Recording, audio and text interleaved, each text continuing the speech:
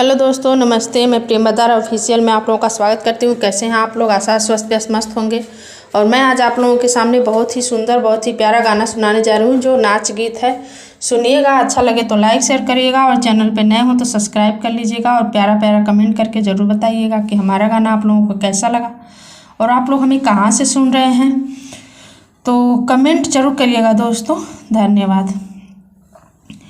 किनला ना एको गहनवा हो, पिया करबै मुकदमा। किनला ना एको गहनवा हो, पिया करबै मुकदमा। तनिको जो बोली है सास ससुर जी, सास ससुर जी हो, सास ससुर जी।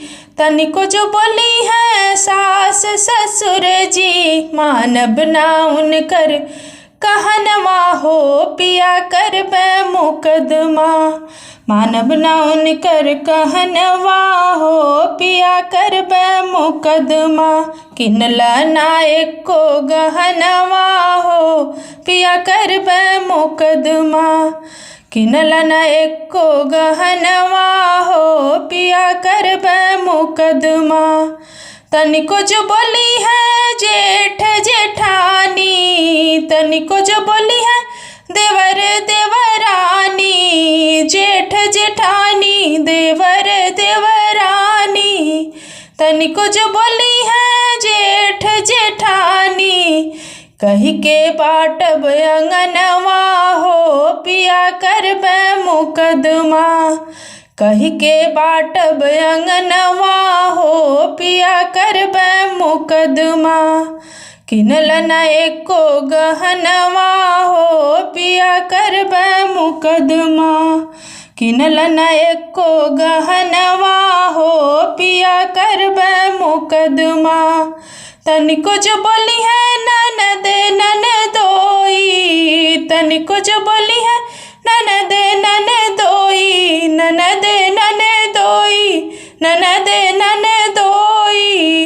तनिको जो बोली है ननद ननदोई, उनहु के करबै बेगनवा हो, पिया करबै मुकदमा। उनहु के करबै बेगनवा हो, पिया करबै मुकदमा। किनला ना एको गहनवा हो, पिया करबै मुकदमा। किनला ना एको गहनवा हो, पिया करबै मुकदमा। करबै मुकदमा हो, करबै मुकदमा। किनला ना एको गहनवा हो, पिया करबै मुकदमा।